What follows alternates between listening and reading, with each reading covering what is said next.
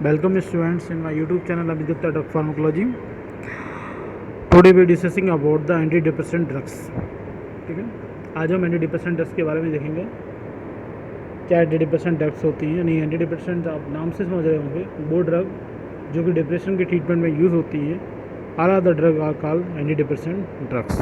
ठीक है, चलिए स्टार्ट करता हूँ मैं एंटीडिप्रेसेंट ड्रग्स के लिए।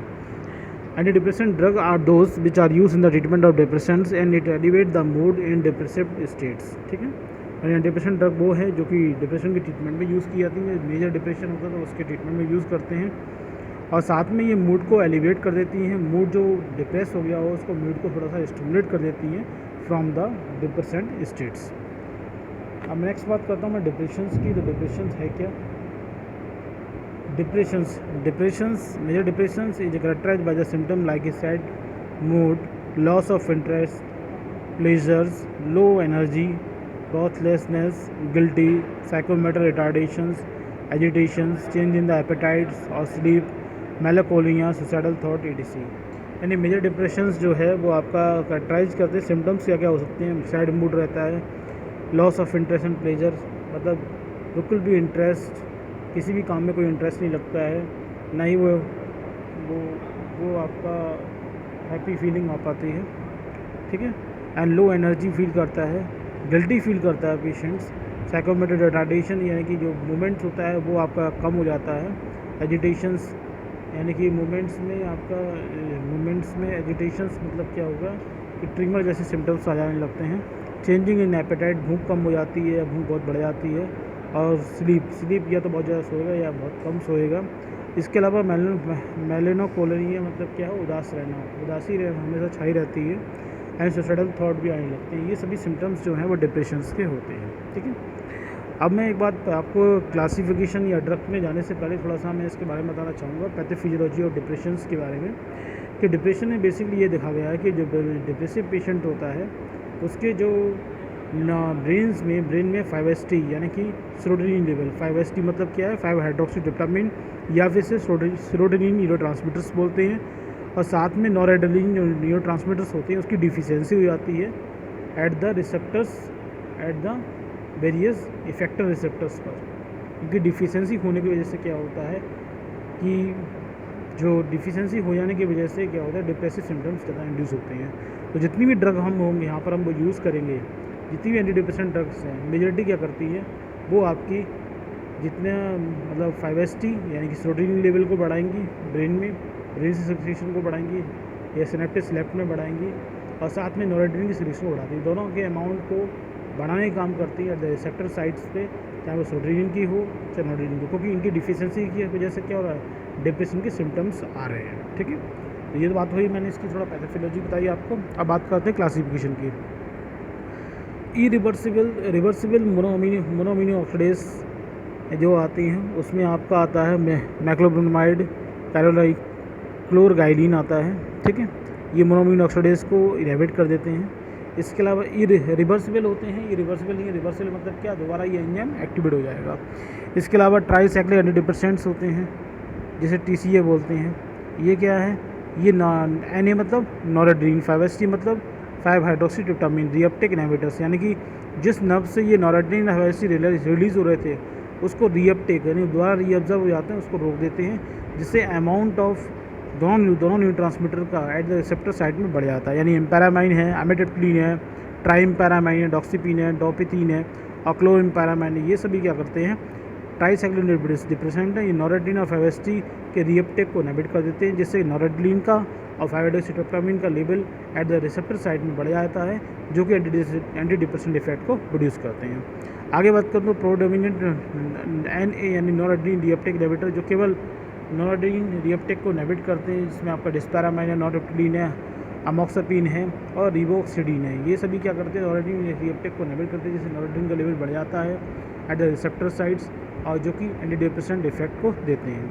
इसके अलावा ये सेलेक्टिव सेरोटोनिन रीअपटेक इनहिबिटर हैं, जो कि सेरोटोनिन यानी 5-HT के रीअपटेक को ओनली इनहिबिट करते हैं, तो उसे हम सेलेक्टिव सेरोटोनिन रीअपटेक इनहिबिटर या SSRIs के नाम से जानते हैं, जैसे फ्लोक्साटीन्स, फ्लूवोक्सामीन्स, पैराक्सिटीन्स, सिट्रालिन्स और सिटालोप्राम स्टाइलोकोप्राम्स और डेपाक्सिडीन्स, ये सभी क्या करेंगे आपके सेरोटोनिन रीअपटेक इनहिबिटर्स होते हैं। सेरोटोनिन जो होता है 5-HT होता है, उसे नर्व में रीअपटेक या रीअब्जॉर्ब नहीं होने देते हैं, जिसके कारण इसके रिसेप्टर्स के आसपास अमाउंट इसका बढ़ जाता है, जो कि एंटी डिप्रेसेंट एक्शन देते हैं। ठीक है, इसके अलावा सेरोटोनिन नॉरएड्रेनालिन रीअपटेक इनहिबिटर दोनों ही रीअपटेक को इनहिबिट करते हैं।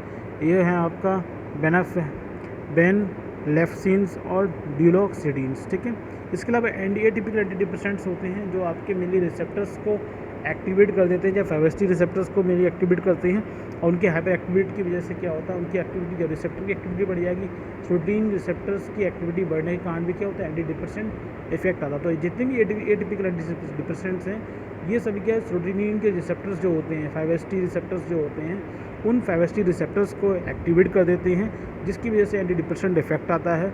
जैसे आपका ट्राइजोडोन है, मिनसेरिन है, मिट्राजिपिन है, विप्रोपियोन है, टेनाडिपिन है, अमीनोटिपिन है, एटोमैक्सिडीन है। ठीक है, अब बात करता हूँ मैं आपके जो सिलेबस में है मोनो अमीनो ऑक्सीडेज इनहिबिटर्स के, यानी कि MAO इनहिबिटर्स भी कह सकते हैं। तो पहले MAO इनहिबिटर्स को पढ़ने से पहले हमको ये पता होना चाहिए कि ये मोनो अमीनो ऑक्सीडेज है क्या, या मोनो अमीनो ऑक्सीडेज क्या है, एक एंजाइम है, क्या होता है ये देखते हैं। MAO यानी कि mono amino oxidase is a mitochondrial enzymes involved in the oxidative deamination of biogenic amines. ये क्या होते हैं, ये क्या करते हैं, जो बायोजेनिक एमीन्स हैं, जितने भी बायोजेनिक न्यूरोट्रांसमीटर हैं, चाहे एड्रेनलिन की बात करें, NA मतलब नॉरएड्रेनालिन की बात करें, DA मतलब डोपामिन की बात करें, 5-HT मतलब 5-हाइड्रोक्सीडोपामिन यानी सेरोटोनिन की बात करें, ये चारों क्या न्यूरोट्रांसमीटर कैसे हैं, बायोजेनिक एमीन्स हैं। इनमें ऑक्सीडेटिव डीअमीनेशन और बायोजेनिक निकलते हैं, यानी कि एमीन ग्रुप होता है वो निकल जाता है, जिसकी वजह से जो एड्रेनलिन है, नॉरएड्रेनालिन है, डोपामिन है, 5-HT है, ये सभी क्या होते हैं, इनएक्टिवेट कंडीशन में, या इनका स्ट्रक्चर चेंज हो जाता है, जो एक्टिवेट किसी रिसेप्टर को एक्टिवेट नहीं कर पाते हैं। तो मोनो अमीनो ऑक्सीडेज क्या है, माइटोकॉन्ड्रियल एंजाइम्स हैं जो ऑक्सीडेट डीअमीनेशन करते हैं बायोजेनिक एमीन्स का।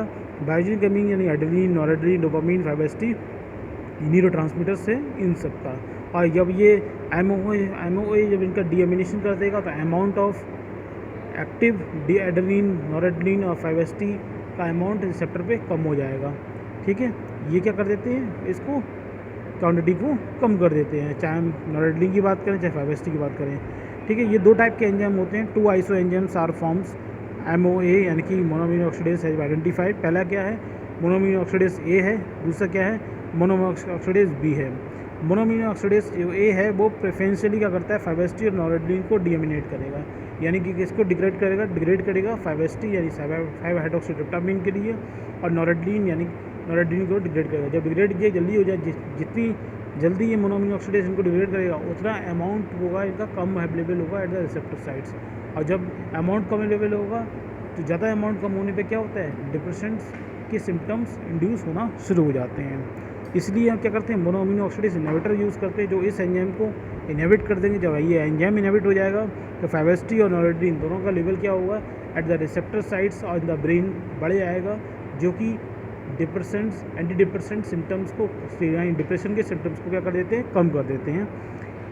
ठीक है, तो and is inhibit by the clorgyline और मैक्लोप्रोमाइड। जो अभी अपनी ड्रग पड़ी थी, क्लोरोगाइलिन और मैक्लोप्रोमाइड दोनों क्या करते हैं, mono amino oxidase A enzyme inhibit कर देंगे। जब इनहिबिट कर देंगे तो 5-HT और नॉरएड्रेनालिन दोनों का लेवल क्या हो जाएगा, 5-HT का और नॉरएड्रेनालिन का दोनों का लेवल क्या हो जाता है, बढ़ जाता है at the receptor side of the in the brain, और जो कि एंटी डिप्रेसेंट इफेक्ट को जनरेट करते हैं। ठीक है, इसके अलावा क्या है, मोनो अमीनो ऑक्सीडेज B होता है, preferential deaminate the phenylethanamines is inhibit by the serotonin.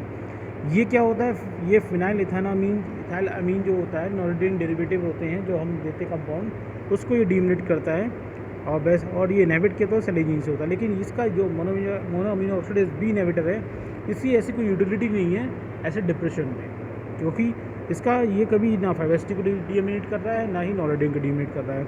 जबकि dopamine is degraded equally by the both of enzyme. जबकि डोपामिन की बात करें तो डोपामिन दोनों से ब्रेक डाउन हो जाएगा, चाहे मोनो अमीनो ऑक्सीडेज A की बात करें, चाहे मोनो अमीनो ऑक्सीडेज B की बात करें। तो मैं समझता हूँ यहाँ तक आपको मोनो अमीनो ऑक्सीडेज के बारे में क्लियर हो गया होगा कि एक एंजाइम है जो न्यूरोट्रांसमीटर को डिग्रेड करता है। ठीक है, their distribution is also different. लेकिन अगर डिस्ट्रीब्यूशन की बात करें तो मोनो अमीनो ऑक्सीडेज का डिस्ट्रीब्यूशन डिफरेंट है। Peripheral adrenergic nerves endings intestinal mucosa human placenta contain a predominantly monoamino oxidase. जो मोनोअमीनो ऑक्सीडेज ए है वो मेनली इंटेस्टाइनल म्यूकोसा में मिलेगा आपको, ह्यूमन प्लेसेंटा में प्रेजेंट मिलता है। इसके अलावा पेरिफेरल एडिनर्जिक नर्व्स एंड यानी एडिनर्जिक जो नर्व्स आ रही हैं जो डिफरेंट ऑर्गन पे जहाँ पे जो वहाँ पर जाके समाप्त होती हैं, तो वहाँ पर भी इनको क्वांटिटी ज़्यादा पाई जाती है पेरिफेरल एडिनर्जिक नर्व्स एंडिंग के आसपास, इंटेस्टाइनल म्यूकोसा के आसपास और ह्यूमन प्लेसेंटा के आसपास। जबकि यह देखा गया कि मोनोअमीनो ऑक्सीडेज बी है predominate in the certain area of the brain in platelet. ये केवल ब्रेन में और प्लेटलेट में पाया जाता है या देखा जाता है, ठीक है। और liver contain both enzyme, liver में दोनों टाइप के एंजाइम होंगे, मोनोअमीनो ऑक्सीडेज ए भी होगा और मोनोअमीनो ऑक्सीडेज बी भी होगा, ठीक है। The selective monoamino oxidase inhibitor possess a antidepressant property. मैंने आपको बताया था कि मोनोअमीडेज जो ए होता है, मोनोअमीनो ऑक्सीडेज जो ए इनहिबिटर्स हैं, उन्हीं के अंदर ही क्या होगी, आपकी एंटीडिप्रेसेंट प्रॉपर्टी होगी, क्योंकि इनके ब्लॉक होने की या इनके इनहिबिट होने की वजह से क्या होता है, 5-HT यानी 5-हाइड्रोक्सीडिक्टामीन और नॉरेड्रेनालिन का level at the receptor side in the brain बढ़ जाएगा, जो कि एंटीडिप्रेसेंट इफेक्ट को जनरेट करती है, ठीक है। मोनोअमीनो ऑक्सीडेज की बात होगी। अब MOA मतलब क्या है, ये मोड ऑफ एक्शन है, इससे कन्फ्यूज मत हो जाना। मोड ऑफ एक्शन क्या होता है, कैसे ये काम करते हैं।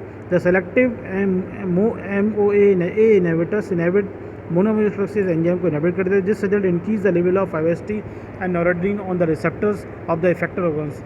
ये क्या करेंगे, इसकी वजह से क्या होता है, 5-HT और नॉरेड्रेनालिन का लेवल बढ़ जाता है on the receptor of effector organs पे, और high concentration of 5-HT and noradrenaline on their receptor in the brain responsible to reduce the symptom of depression. जिसकी वजह से क्या होता है, जो सिम्टम्स होते हैं डिप्रेशन के वो आपके बहुत ज़्यादा कम हो जाते हैं। ADME की बात करें, it is given by the oral route, metabolize in the liver और एक्सिड आउट। ये ओरल रूट से हम दे सकते हैं, मेटाबोलाइज आपका लीवर में होगा और यूरिन के थ्रू बॉडी से आउट हो जाता है। एडवर्स इफेक्ट की बात करें, nausea, dizziness, headache, insomnia, rarely excitement, ये सब सिम्टम्स होते हैं। लेकिन लिवर डैमेज भी हो सकता है जब इसे लॉन्ग टाइम तक यूज़ किया जाए, ठीक है। इंट्रैक्शन की बात करें, कुछ इंट्रैक्शन होते हैं, जैसे कुछ सर्टेन वेराइटी ऑफ चीज़ है, बियर है, वाइन है, पिकल्ड मीट है, फिश है, ईस्ट एक्सट्रैक्ट है, कंटेन लार्ज क्वांटिटी ऑफ टैरामाइन और डोपा, EDC, ये सभी टैरामाइन और डोपा जो ज़्यादा क्वांटिटी में प्रेजेंट होते हैं। और जब इन मोनोअमीनो ऑक्सीडेज इनहिबिट पेशेंट, क्योंकि कोई पेशेंट हो जो मोनोअमीनो ऑक्सीडेज इनहिबिटर ले रहा है, अगर वो ये सब फूड खाता है तो वो क्या करेंगे, उस फूड के खाने की वजह से क्या होता है, टैरामाइन डोपा होता है, ये डिस्प्लेस करता है, डिस्प्लेस, ये जो क्या करेंगे, डिस्प्लेस कर देगा और रिलीज़ कर देगा लार्ज अमाउंट ऑफ नॉरेड्रेनालिन को। जिससे क्या होगा, लार्ज अमाउंट ऑफ नॉरेड्रेनालिन जब रिलीज होने लगेगा from the transmitters load adrenaline nerve sending, जिसकी वजह से क्या होता है, हाइपरटेंसिव क्राइसिस होती है, यानी हाइपरटेंशन यानी ब्लड प्रेशर बहुत ज़्यादा बढ़ जाता है, और कार्डियोवैस्कुलर एक्सीडेंट यानी कार्डियोवैस्कुलर टाइप के डिसऑर्डर्स भी होने के चांसेस बढ़ जाते हैं, ठीक है। तो इसलिए जब कोई पेशेंट अगर मोनोअमीनो ऑक्सीडेज इनहिबिटर ले रहा हो तो ये जब जिस टाइप के फूड है, चीज़ है, बियर है, वाइन है, पिकल्ड मीट है, फिश है, इसको अवॉइड करें तो अच्छा रहता है, ठीक है। इसके अलावा कोल्ड कफ रेमेडीज़ जितनी होती हैं, जिसमें एफिड्रिन हो या अदर सिम्पैथोमिमेटिक ड्रग्स होती हैं, जैसे कि सैल्बुटामोल है, सैल्बुटामोल बताया था सिम्पैथोमिमेटिक ड्रग होती है, एफिड्रिन है, तो ये जिसमें कोल्ड और कफ रेमेडी जितनी होती है उनमें ड्रग मिलती है, तो वो क्या करते हैं, हाइपरटेंसिव एक्शन करते हैं इसके साथ में, यानी कि ये हाइपरटेंशन या ब्लड प्रेशर को बढ़ा देते हैं जब इसके साथ में हम मोनोअमीनो ऑक्सीडेज इनहिबिटर के साथ में कोल्ड और कफ रेमेडी देते हैं तब।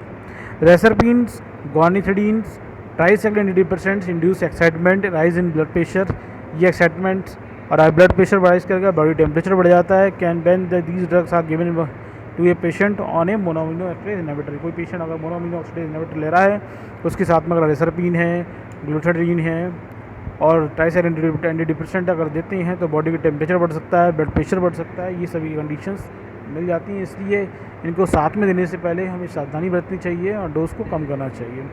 अब बात करता हूँ इसकी यूज़ की, तो मैक्रोनिमाइड जो MOA इनहिबिटर्स है वो आपका has emerge as well as tolerated alternative to the TCA for mild and moderate depressions for social phobia, ठीक है।